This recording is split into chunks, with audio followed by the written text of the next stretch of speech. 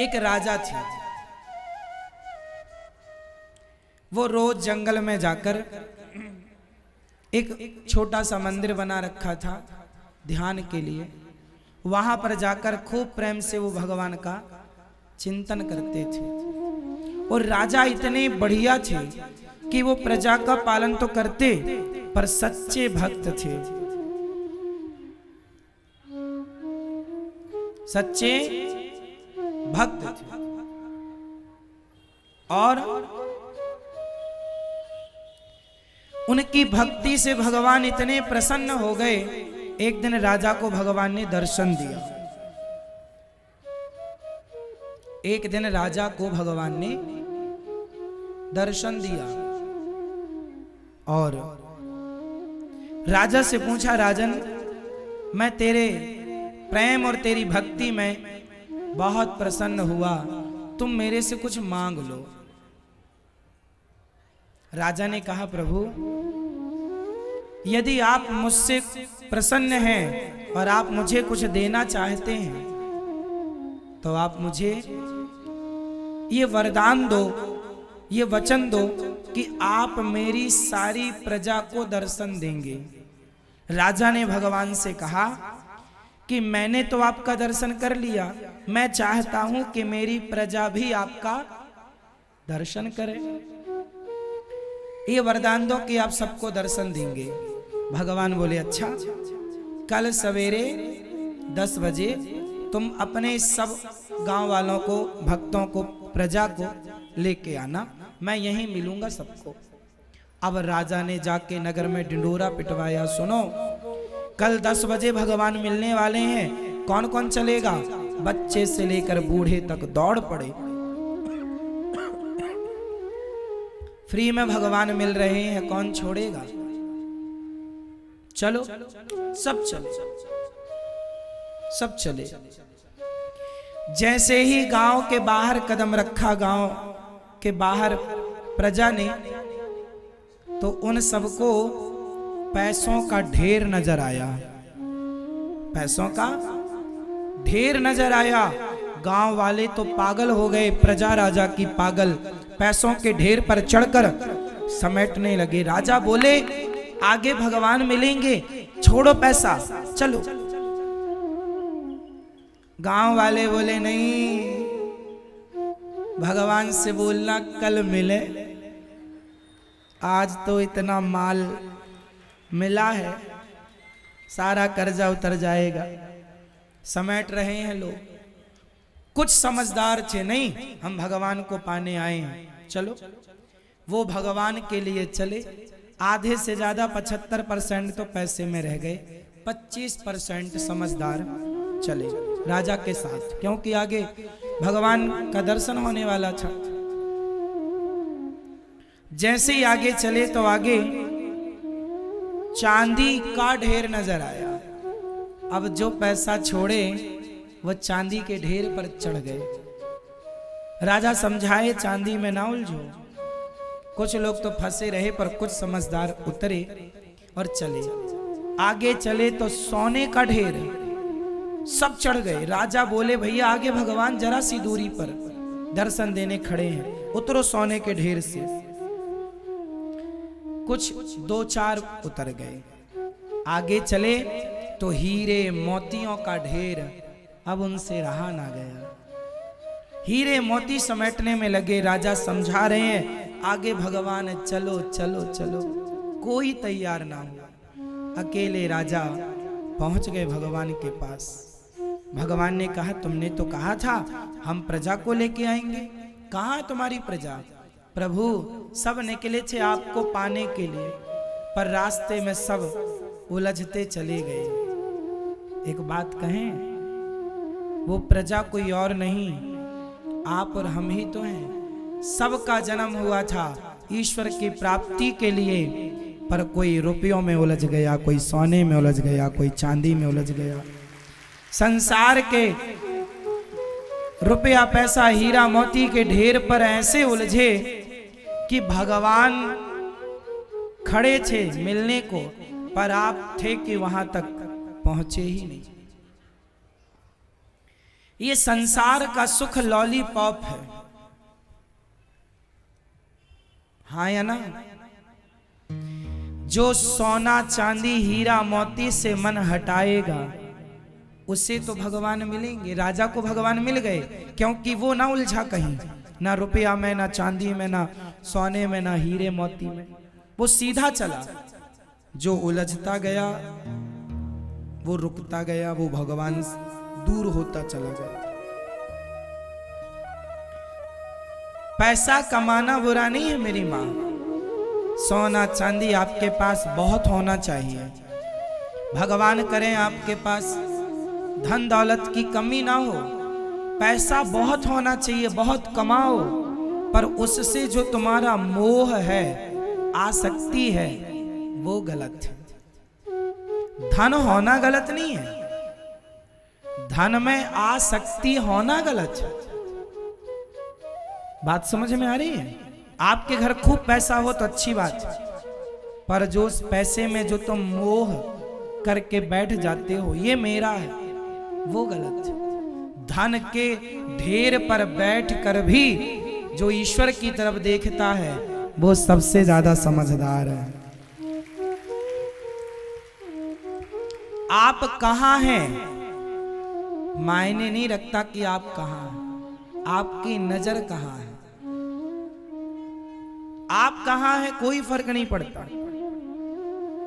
भाई देखो ना, आप लोग आगे बैठे हो यहां, ये मैया इस तरफ कोने में बैठी हैं, ये मैया इस तरफ बैठी हैं, कुछ लोग पीछे बैठे हैं, कुछ सबसे पीछे जहां जूते चप्पल उतरते हैं, जगह ना मिलने पर वहां भी बैठे हैं। आप शरीर से कहां हो फर्क नहीं पड़ता, कहां बैठे हो मायने नहीं रखता, बैठकर किस तरफ देख रहे हो और क्या सुन रहे हो ये मायने रखता है ना।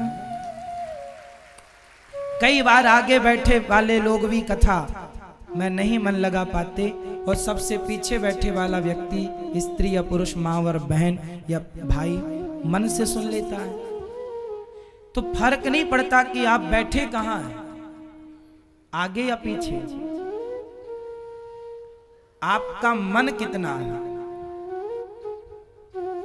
कई लोग तो चलो टीवी पर सुन रहे हैं कथा, वो तो यहां वृंदावन की धरती पर नहीं, टीवी पर घर पर बैठ के, पर वो कई बार टीवी पर इतनी तन्मयता से एकाग्रता से सुनते हैं कि कई बार यहां बैठे वाले लोगों का ध्यान यहां वहां चला जाता पर उनका ध्यान बिल्कुल नहीं जाता यहां वहां।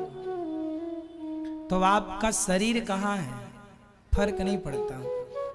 आप सोने के ढेर पर बैठो ना, चांदी के ढेर पर बैठो, पर देखो भगवान की तरफ,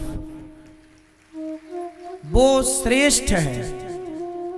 आप हैं वृंदावन में और आप देख रहे हैं किसी स्त्री को, किसी पुरुष को, पैसे को, सोना चांदी को, तो आपका वृंदावन में होना भी क्या मतलब है। आप यहां आकर भी लड़ाई कर रहे हैं, झगड़ा कर रहे हैं, द्वेष की भावनाएं हैं, ईर्ष्या है, भोगों में मन बार बार जा रहा है, स्त्री पुरुष को देखने में, धन दौलत की तरफ मन है, तो यहां रहने से लाभ क्या। इसलिए प्रधानता शरीर की नहीं मन की है। इसलिए हमारे ऋषि मुनि संत जन मन को कंट्रोल करने का कहते हैं। मन, शरीर से खूब पैसा कमाओ पर मन पैसे में ना लगे। पैसा जरूरत पूरी करने के लिए होता, जरूरतें पूरी करो, मन पैसे में लगाने से लाभ क्या। मन भगवान में लगे। ये मन बड़ा चंचल है, कई बार समझाने पर भी नहीं समझता। एक बात बताऊं, मन होता है बच्चे की तरह, छोटे से बच्चे की तरह। आप लोग कहते हैं हमारा मन नहीं लगता। आप ना एक बात बताओ, यदि आप बच्चों की जिद पूरी करते रहेंगे तो बच्चे और जिद्दी होंगे कि नहीं? बोलो हाँ। आप बच्चे की हर बात मान लो तो बच्चे और जिद्दी होते चले जाएंगे, फिर उनकी जिद पूरी नहीं होगी तो वो आपको और परेशान करेंगे। इसलिए बच्चे की जिद पूरी करो ही मत, थोड़ी देर रो धो के ठीक हो जाएगा। आपकी गलती ये है कि आप मन की हर जिद पूरी करते हैं। मन ने कहा इसे देख लो, देखने लगे। मन ने कहा यहां चलो, चले गए। मन कहता है शराब पी लो, आपने पी लिया। मन कहता है मांस खा लो, आपने हर बात मन की क्यों मानी? सवाल है। मन कहता है कि इस स्त्री को देखो, इस पुरुष को देखो, आप देखने लगे। क्यों मानते हो हर बात मन की? मानोगे तो मन जिद्दी हो जाएगा। जो आदमी अपने मन की बात मानता है वो श्रेष्ठ नहीं है। मन के हिसाब से ना चलो, मन को अपने हिसाब से चलाओ। मन आपका गुलाम है या आप मन के गुलाम हैं? बताओ, आप बड़े कि आपका मन? आपसे सवाल, आप बड़े या आपका मन? मन बड़ा। आप बताओ, आप बताओ, आप बड़े या आपका मन? आप बड़े। आप बताओ, आप बड़े या आपका मन? हाँ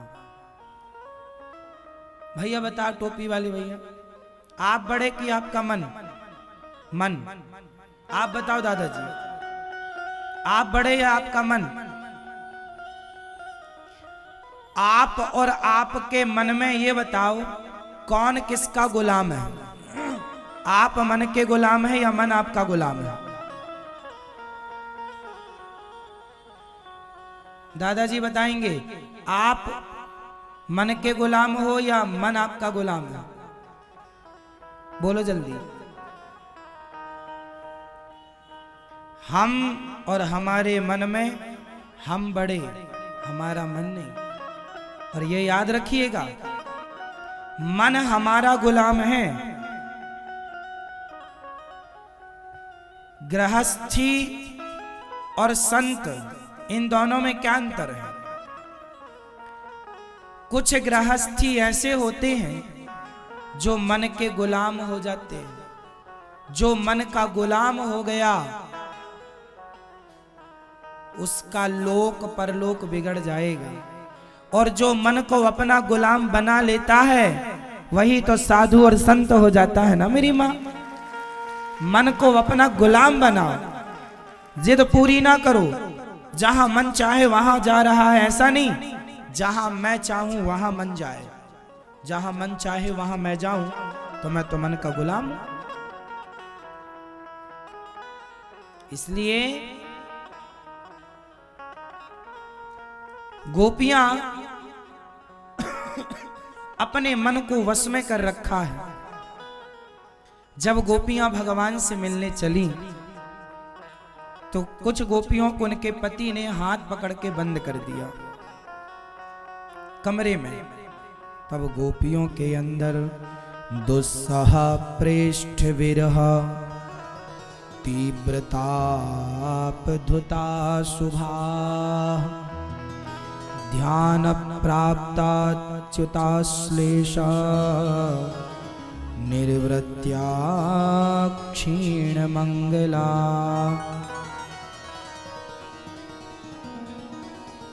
ऐसी उत्कंठा हुई भगवान से मिलने की, उनका शरीर छूट गया और आत्मा जाकर सबसे पहले परमात्मा में मिल गई। वाह, भगवान से मिलने की जो चाह है ना, प्रबल है।